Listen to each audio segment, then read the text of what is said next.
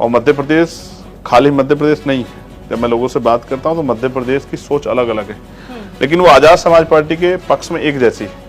मैं आपकी जानकारी के लिए एमपी तक पे बता दूं कि 3 दिसंबर को मेरा जन्मदिन। वैसे मैं 5 तारीख में पैदा हुआ, लेकिन 3 दिसंबर को मैं बनाता हूँ, लंबे समय चला रहा है। 3 दिसंबर को हो सकता है मध्य प्रदेश की जनता इस बार हमें गिफ्ट दे। पिछला गिफ्ट उन्होंने खतौली में दिया था। मैंने उनसे कहा था कि भाई इस बार मुझे आप जन्मदिन का तोहफा देना, तो इस बार एमपी की जनता हो सकता है चंद्रशेखर आजाद को जन्मदिन का गिफ्ट दे, क्योंकि हमने बहुत मेहनत वहां की है। अगर वो गिफ्ट मिला तो इस बार एमपी की जनता का होगा। कांग्रेस से किसी भी तरीके के गठबंधन की बात नहीं है? ये मैं जब एमपी जाऊंगा तभी एमपी वालों को बता दूंगा। आज जब आप आपका एमपी तक के इंटरेस्ट जरिए भी बता सकते हैं। एमपी तक के जरिए बताऊंगा तो बहुत सारे लोगों की नींद उड़ जाएगी, तो एमपी तक के जरिए नहीं बताता। जब मैं भोपाल में जाऊंगा तो बता दूंगा किससे क्या क्या बातें हुई और अब किस तरह के आगे वो होगी। और जिस दिन परिणाम आएंगे आप देखना बहुत सारे लोगों की नींद उड़ेगी। दोनों सरकारें एक दूसरे के ऊपर आरोप लगा रही हैं, लेकिन मैंने ये नहीं देखा कि किसी भी सरकार ने किसी दूसरे के खिलाफ कार्रवाई की हो। जैसे व्यापम घोटाले पे बहुत बड़े सवाल खड़े हुए थे, लेकिन जब मौका मिला कांग्रेस को तो उन्होंने भी व्यापम घोटाले की उस तरह से जांच नहीं कराई। या बहुत सारी ऐसी चीजें हैं जिसकी जांच उस तरह से नहीं हुई। आदिवासियों के जो बहुत सारे इशूज हैं, दोनों सरकारें उसमें फेल हुई हैं, तो जनता परेशान है और जनता तीसरा विकल्प चाहती। हमने ये बता के तैयार किया। देखिए, हमने बिहार का उदाहरण लोगों को बहुत बड़े पैमाने पर दे रहे। जाति की जनगणना हुई और उसमें ये पता लग गया है कि किसकी कितनी वोट है, किसकी कितनी संख्या है। तो जिनकी संख्या है वो अक्सर क्या होता है, हमारे लोग सोचते हैं कि भाई हम इस पार्टी को वोट दे देंगे, जीत जाएगी, हम उस पार्टी को वो जीत, लेकिन वो ये नहीं सोच रहे कि अगर हम अपने लोगों को तैयार करके वोट देंगे तो वो भी जीत जाएंगे। उनके मन में जो उनका गिरा हुआ मनोबल है, जो डर है, ये निकालना पड़ेगा। और मैं समझता हूँ इस बार ये निकलेगा। और चाहे आदिवासियों का मामला हो बहुत बड़े पैमाने पर, और शेड्यूल कास्ट के लोगों ने तो इतना अन्याय सहा शिवराज जी के राज में बड़े पैमाने पर। खूब जो है जिन्होंने आवाज उठाने काम किया उन पर झूठे मुकदमे लगे। अभी ग्वालियर में जो हुआ, अब हम गए कि निर्दोष लोग पे आप बुलडोजर चलाने की बात कर रहे हैं उनके घरों पे, और आपने रासुका लगा दी हमारे कार्यकर्ताओं पे, आपने गुर्जर समाज के लोगों को परेशान किया, तो हम उस पर भी लड़ रहे हैं। अगर हमें इतना संख्या बल मिला जिसके जरिए सरकार बने, तो मैं आपसे लिख के देता हूँ कि उस सरकार का कुर्सी का पावा हम इतनी मजबूत से पकड़ के रखेंगे कि वो सरकार कोई भी गलत काम नहीं कर पाएगी। मध्य प्रदेश में विधानसभा चुनाव नजदीक है। 17 नवंबर को वोट डलने हैं। उससे पहले तमाम पॉलिटिकल पार्टीज कैंपेन कर रही हैं, साथ ही साथ अपने उम्मीदवारों के नामों की घोषणा कर रही है। इस बार मुकाबला सिर्फ बीजेपी और कांग्रेस के बीच में नहीं है, बल्कि बहुत सारे दूसरे दल भी मध्य प्रदेश के विधानसभा चुनाव में नजर आ रहे हैं। उसमें से एक है आजाद समाज पार्टी, और भीम आर्मी के चीफ और आजाद समाज पार्टी के नेता चंद्रशेखर आजाद हमारे साथ इस वक्त मौजूद हैं और उनसे जानेंगे, समझेंगे मध्य प्रदेश विधानसभा चुनाव को लेकर उनकी क्या कुछ तैयारियां हैं। चंद्रशेखर जी, पहले तो बहुत बहुत स्वागत आपका एमपी तक। धन्यवाद। और विधानसभा चुनाव अब बहुत नजदीक है। एक अलायंस की बात जब आपने शुरुआत की थी कि आप मध्य प्रदेश में भी अपने उम्मीदवार उतारेंगे, मऊ में एक बहुत बड़ा कार्यक्रम हुआ था, उसमें समाजवादी पार्टी और दूसरे जो नेता हैं वो भी मौजूद थे और एक अलायंस की बात हुई थी। लेकिन आपके उम्मीदवार अब अकेले उतर रहे हैं, अलायंस को लेकर क्या कुछ हुआ है? देखिए, मेरा प्रयास था कि हम अकेले ना लड़ें, लेकिन समय परिस्थिति आज ऐसी है कि अकेले ही चुनाव लड़ना पड़ रहा है। लेकिन अब हम अकेले नहीं, अब हम जनता के साथ हैं।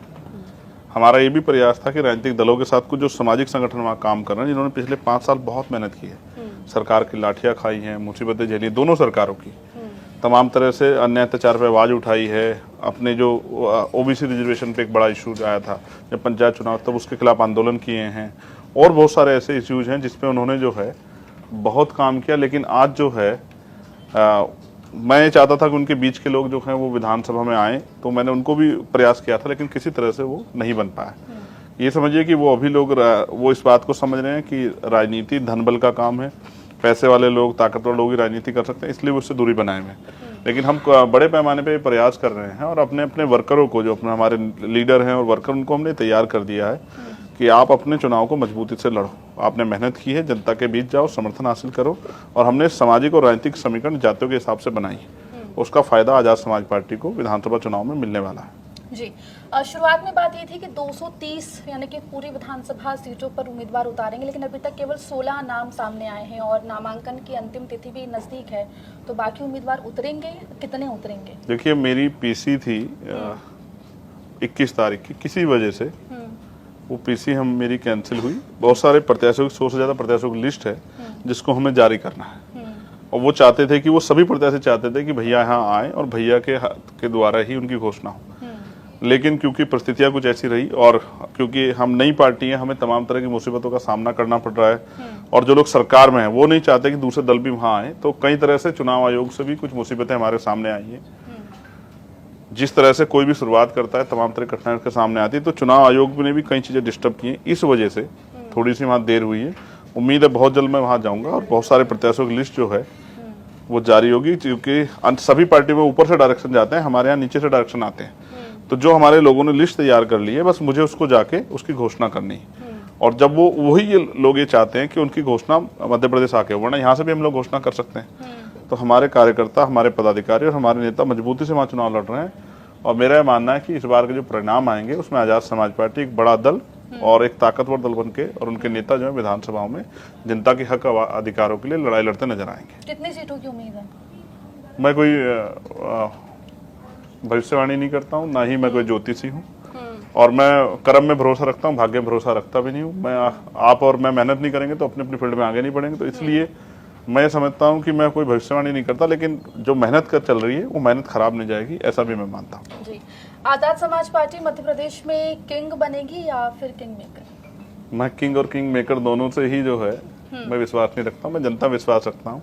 और मेरा ये मानना है कि अगर वहाँ की सरकारों ने अच्छा काम किया होता तो वहाँ की समस्या खत्म हो गई होती। लोकतंत्र बहुत दिनों से चल रहा है, चुनाव वहाँ बहुत लंबे समय से हो रहे हैं और अभी उस तरह का काम नहीं हुआ है। दोनों सरकारें एक दूसरे के ऊपर आरोप लगा रही है, लेकिन मैंने ये नहीं देखा कि किसी भी सरकार ने किसी दूसरे के खिलाफ कार्रवाई की हो। जैसे व्यापम घोटाले पे बहुत बड़े सवाल खड़े हुए थे, लेकिन जब मौका मिला कांग्रेस को तो उन्होंने भी व्यापम घोटाले की उस तरह से जांच नहीं कराई। या बहुत सारी ऐसी चीजें हैं जिसकी जांच उस तरह से नहीं हुई। आदिवासियों के जो बहुत सारे इशूज हैं, दोनों सरकारें उसमें फेल हुई हैं, तो जनता परेशान है और जनता तीसरा विकल्प चाहती। आजाद समाज पार्टी वहां, क्योंकि उन भीम आर्मी ने पिछले 7-8 साल संघर्ष किया है, खूब मुसीबतें झेली, घरों पे हमारे कार्यकर्ता बुलडोजर चले, लाठियां खाई, अपमान हुए, मुकदमे हमारे लोगों ने झेले, बड़ी बड़ी रैलियां हमने की, रात रात में सभाएं वहां हुई, लोगों ने कई कई घंटे, 1-1 बजे तक लोग जाके सभाएं कराते रहे। तो जनता में उत्साह है और आजाद समाज पार्टी को बड़े पैमाने वोट मिलेगा, क्योंकि मैंने जैसा आपसे बताया कि अभी धनबल की राजनीति बड़ी प्रभावी है। तो मीडिया भी हमें उस तरह से नहीं दिखाएगा। मैं एमपी तक का तो धन्यवाद करूंगा कि वो मुझे तो दिखा देते हैं। अगर वो जिस तरह से नीचे स्तर पे भी हमारे कार्यकर्ता जो काम कर रहे होगी उनको दिखाएंगे तो उनको एहसास होगा कि आजाद समाज पार्टी बहुत मजबूत है। और अगर मीडिया ने अपना चरित्र बदला और सिर्फ 2 ही दलों को दिखाने का काम किया, तो उससे बाकी जो दल हैं जो मेहनत कर रहे हैं उनकी मेहनत को के साथ छेड़खानी होगी। तो उसके लिए भी हम लोग तैयार हैं। हमने सोशल मीडिया सेल अपने बहुत मजबूत किए हैं कि हमारे प्रचार जो है उसके जरिए होते रहे। हम कोई धन्ना सेठों की पार्टी नहीं है कि बहुत बड़े विज्ञापन और टीवी में या रेडियो में हमारे विज्ञापन आएंगे, हमारी बातें होंगी। हम लोग फील्ड में रह के और छोटे छोटे हमने सोशल मीडिया ग्रुप्स बनाए हैं और गाँव में कार्यकर्ता मेहनत करके माउथ कन्वेंसिंग के जरिए लोगों को तैयार करेंगे, लोगों को प्रभावित करने का काम करेंगे। जी, जयस से संगठन की बात चल रही थी, लेकिन वो भी होता नहीं दिखा। जयस के कुछ नेता कांग्रेस की टिकट पर अब चुनाव लड़ रहे हैं। कांग्रेस से किसी भी तरीके के गठबंधन की बात नहीं हुई? जी, मैं जब एमपी जाऊंगा तभी एमपी वालों को बता दूंगा।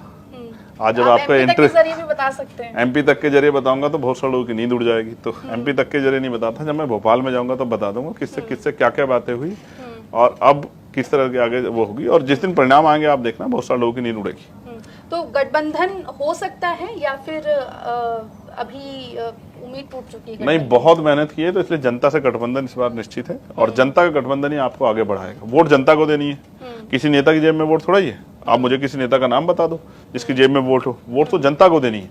हमने ये बता के तैयार किया। देखिए, हमने बिहार का उदाहरण लोगों को बहुत बड़े पैमाने पर दे रहे। जाति की जनगणना हुई और उसमें ये पता लग गया है कि किसकी कितनी वोट है, किसकी कितनी संख्या है। तो जिनकी संख्या है वो अक्सर क्या होता है, हमारे लोग सोचते हैं कि भाई हम इस पार्टी को वोट दे देंगे जीत जाएगी, हम उस पार्टी को वोट देंगे, लेकिन वो ये नहीं सोच रहे कि अगर हम अपने लोगों को तैयार करके वोट देंगे तो वो भी जीत जाएंगे। उनके मन में जो उनका गिरा हुआ मनोबल है, जो डर है, ये निकालना पड़ेगा। और मैं समझता हूँ इस बार ये निकलेगा, क्योंकि लोगों ने बहुत सहा है। और जब लोग लड़ रहे थे तो दोनों पार्टियां बैठ के अपने दफ्तरों में आराम से अपनी राजनीतिक काम को कर रही थी। कोई उनकी लड़ाई में साथ नहीं था, चाहे ओबीसी समाज का मामला हो, चाहे माइनॉरिटी के लोगों के साथ, मुसलमानों के साथ जो बुलडोजर चलाई सरकार ने, और चाहे आदिवासियों का मामला हो, बहुत बड़े पैमाने पे। और शेड्यूल कास्ट के लोगों ने तो इतना अन्याय सहा शिवराज जी के राज में, बड़े पैमाने पे खूब जो है जिन्होंने आवाज उठाने का काम किया उन पे झूठे मुकदमे लगे। अभी ग्वालियर में जो हुआ अब हम गए कि निर्दोष लोगों पे आप बुलडोजर चलाने की बात कर रहे हैं उनके घरों पे, और आपने रासुका लगा दी हमारे कार्यकर्ताओं पे, आपने गुजर समाज के लोगों को परेशान किया, तो हम उस पर भी लड़ रहे हैं। तो हम तो सरकार के, मैं तो गिरफ्तारी देने के लिए गया, सरकार के हर दमन के खिलाफ लड़ रहे हैं। और जनता भी इस बात को देख रही है कि उनके लिए लड़ कौन रहा है, और जनता ने अगर ताकत दी तो आगे उनके साथ ये अन्याय भी नहीं होगा, इसका भी हम भरोसा है, क्योंकि सरकार में बहुत ताकत होती है जी। अगर हमें इतना संख्या बल मिला जिसके जरिए सरकार बने, तो मैं आपसे लिख के देता हूँ कि उस सरकार का कोई कुर्सी का पावा हम इतनी मजबूत से पकड़ के रखेंगे कि वो सरकार कोई भी गलत काम नहीं कर पाएगी। जी, आदिवासी सीएम की आपने हमेशा बात की है मध्य प्रदेश में खास तौर पे, जी, तो कौन रहेगा उम्मीदवार?